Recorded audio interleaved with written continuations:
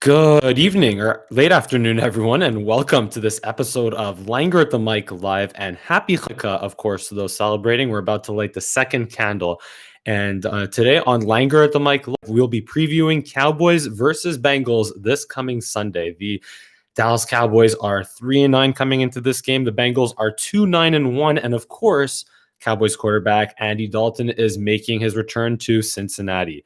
Now, just a quick disclaimer, I will admit that I've been wrong about a lot of things lately, including the 24-3 outcome of Thursday Night Football, where the Rams just demolished the Patriots. I thought the Patriots had a chance in that one. I thought the Patriots are actually going to win, but I was wrong. But again, who cares? As long as I entertain you and inspire you, and as long as you enjoy listening to my content, that's all that matters. But anyway, so let's get into this game now. So this is a huge must-lose game for the Cowboys. Huge.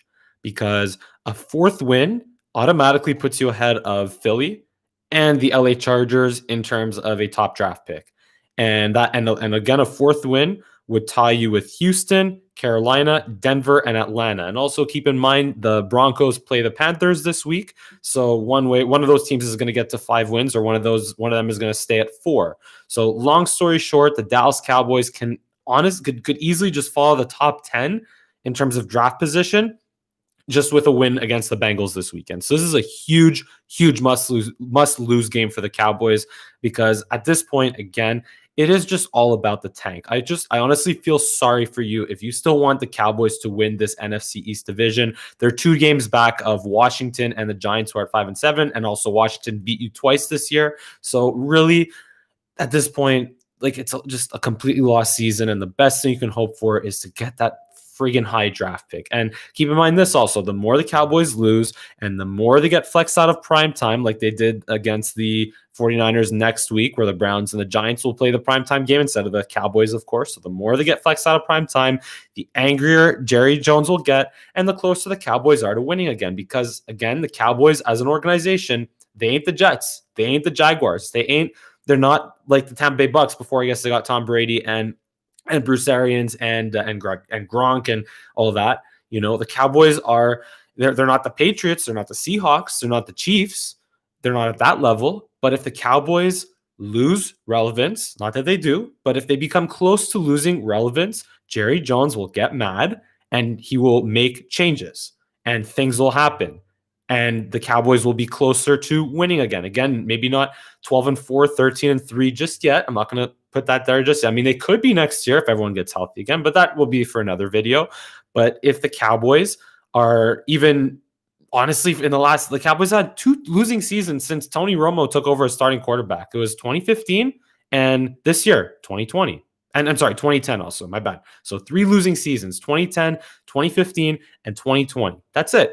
Or else the Cowboys, sure, they've been 8-8, 8-8, 8-8, 9-7. They had a 10-6. They had a 12-4, and they had a 13-3 in the last 15 years. But besides that, they haven't had a miserable losing season. So all this to say, the Cowboys have always, even if the Cowboys are bad, they're still America's team. They'll still always be relevant. But if they're this bad, Jerry Jones will get mad and changes will happen.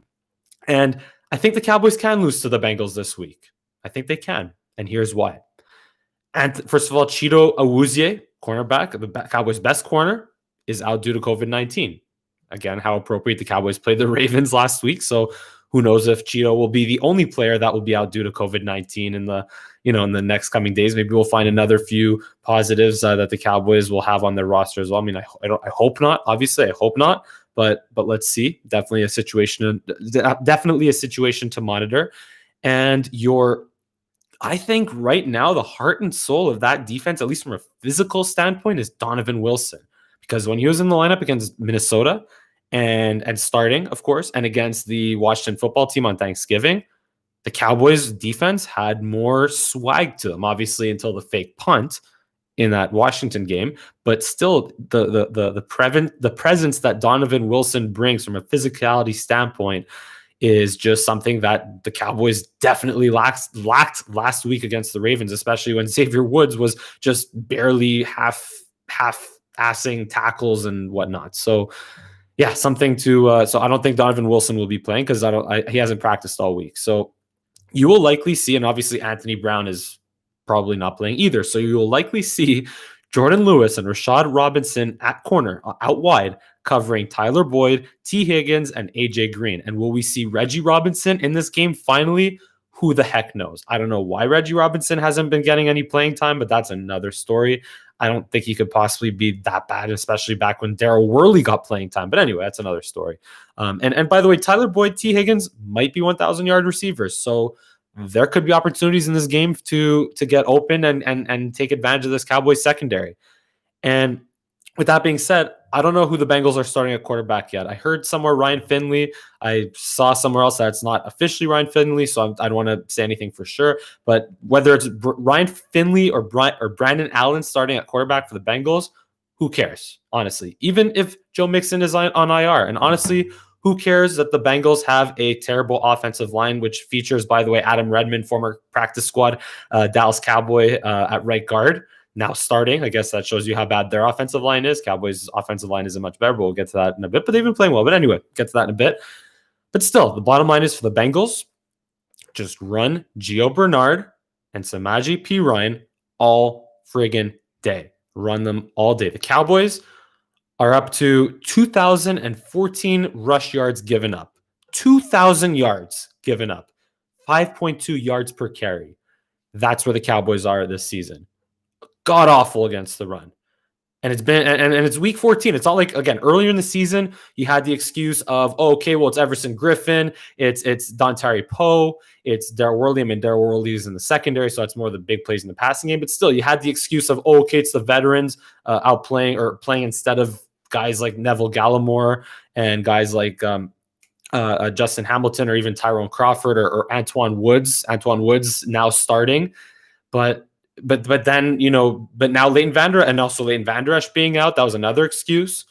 Then in the Washington game, you had, they're playing well up until the fake punt. But in that Baltimore game, you had your entire front seven. So what's the excuse? It's week 14. Why are you still giving up big plays in the running game? Like just complete blown assignments on every single drive, like a different player on every single drive blows an assignment. That just means that Mike Nolan should be fired. And also keep in mind, the Cowboys were still brutal defending the run and on defense in general against Baltimore, with extra time to prepare. And Mike McCarthy this week, or I think after the game, said that that he was happier with the way the Cowboys had prepared on defense coming into that game than how he felt how they prepared on offense. So you're telling me that the Cowboys, having prepared better defensively for that game than offensively, and you still almost give up 300 yards in that Baltimore game. Now you're talking about you're coming in with a short week of preparation. Sure, the Bengals don't have a Lamar Jackson. They don't have a J.K. Dobbins. They don't have a Nick Chubb. But still, the Washington football team gashed you with Antonio Gibson and J.D. McKissick and Peyton Barber. So with Kyle Allen at quarterback. So who's to say, and then obviously Alex Smith in the second game, but still who's to say that Gio Bernard and Samaje Perine won't do the same thing to you? So anyway, and oh, by the way, Jerry Jones today, he was talking about how he maybe wants a mulligan on the defense. He said, quote, "I will say this, like everybody, you get a lot of do-overs. I'd like to start again on how we approach our defense this year. I'd like to start that over again. I'd start right there the first day." That is a quote from Jerry Jones, who spoke, I think, on 105.3 The Fan in Dallas today. So in other words, Mike Nolan's seat right now is as hot as an August day in Texas. Point final. So yeah, hopefully Mike Nolan. Again, I honestly find it disappointing because I would be interested to see what a Mike Nolan coach defense would be able to do with an entire offseason of preparation. I would. But when it's this bad, this late in the season, and again, I don't think the Cowboys have, like, they don't have a lot of talent on defense, sure, but they don't have like god-awful players. Like Jalen Smith, Leighton Vander Esch, they were good. They were one of the best linebackers in 2018. And, sure, again, now you're banged up at corner and you have nothing in the middle of your defensive line, but still, like, you have, and Xavier Woods has been a quality starter for 4 years. Where's he at this year? He was at his, by far, his worst year as a Cowboy this year. So again, just Mike Nolan, I think, is just so bad to the point that you can't accept having Mike Nolan back for another year. But anyway, now let's turn over the offensive side, the Cowboys offense versus Cincinnati Bengals defense. Again, Andy Dalton's return to Cincinnati, of course. So He'll play with some extra juice, extra motivation, extra Tony Romo moves in the pocket like he had against Baltimore if he has time to do so, unless he's getting rushed in his face within 2 seconds of dropping back, of course. But the Bengals are kind of meh on defense. Just watch out for Carl Lawson on the defensive line. That's really it. Geno Atkins hasn't been what he used to be. He has only 1 tackle on the year. Geno Atkins does.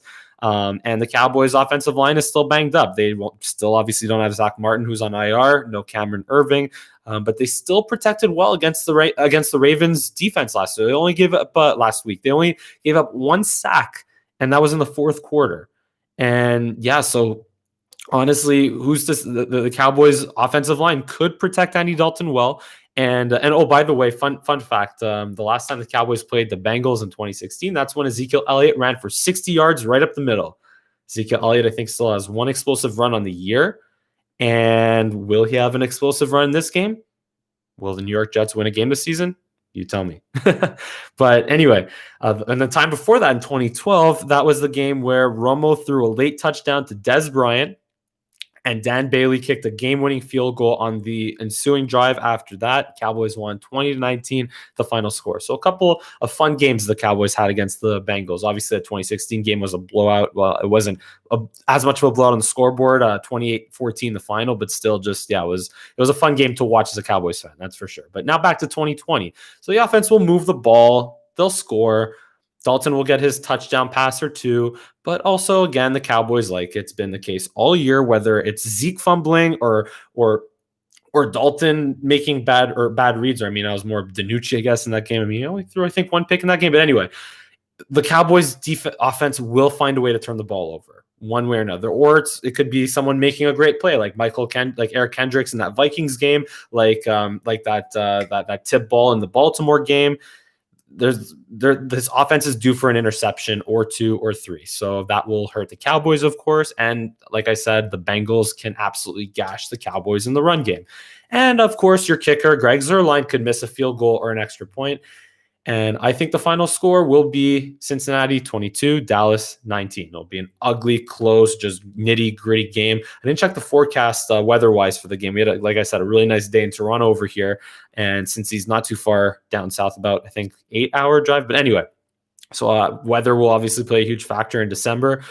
But yeah, I just think that the Bengals can actually do this. Team Tank can continue from this game. It will just, if the Cowboys right now on defense, again, they'll be losing bodies, and just who knows?